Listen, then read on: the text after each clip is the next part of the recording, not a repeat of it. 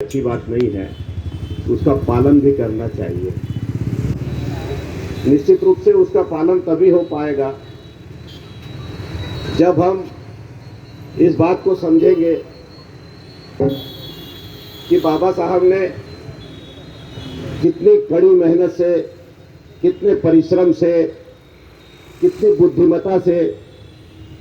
कितना अपना परिवार का समय गंवाकर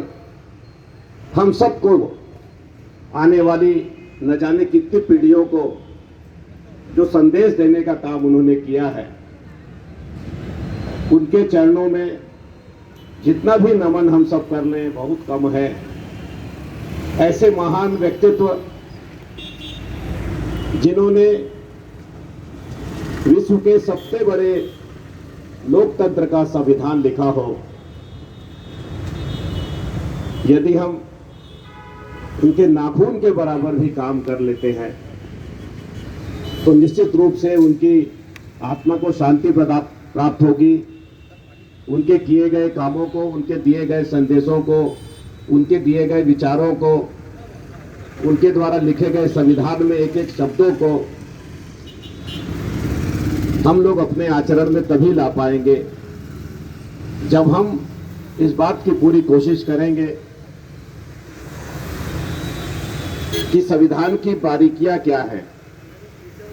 किस तरीके से लोकतंत्र की रक्षा करना, किस तरीके से हम सब लोगों को अपने अधिकारों के बारे में समझना, वास्तविकता और गैर वास्तविकता के बीच में क्या अंतर होता है, इस बात को समझना चाहिए। जो भी परिस्थितियां देश में बन रही हैं, उन परिस्थितियों को भी हम सब लोगों को देखकर और समझना चाहिए कि संविधान का यदि मखौल उड़ाने वाले, संविधान को जिसको हम सब लोग अपने सिर का ताज समझते हैं, जिसको हम सब लोग अपनी आत्मा का एक कण मान के चलते हैं, अपने शरीर का एक अंग मान के चलते हैं, उसका यदि मखौल उड़ाया जा रहा हो, उसकी प्रतियां जलाई जा रही हो,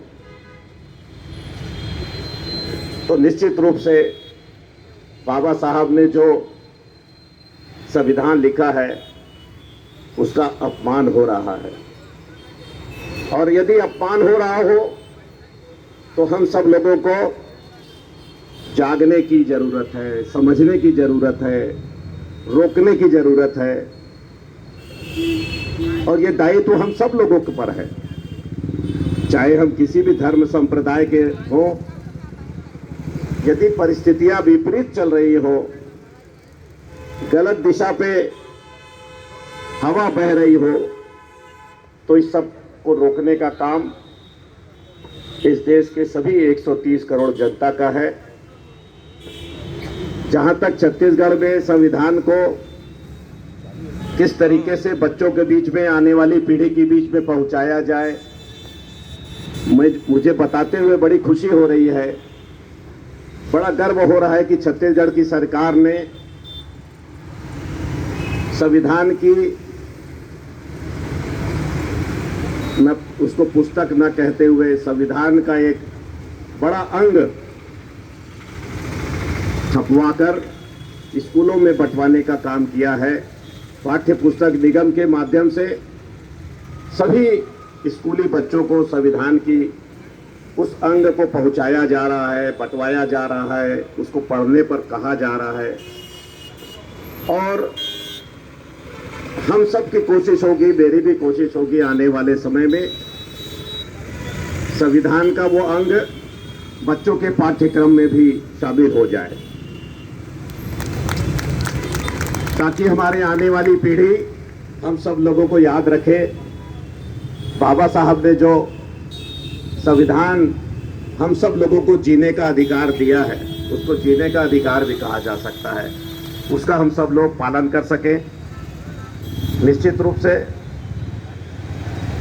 बौद्ध महासभा के सभी सक्रिय साथी, जब से जागृत साहब अध्यक्ष बने हैं,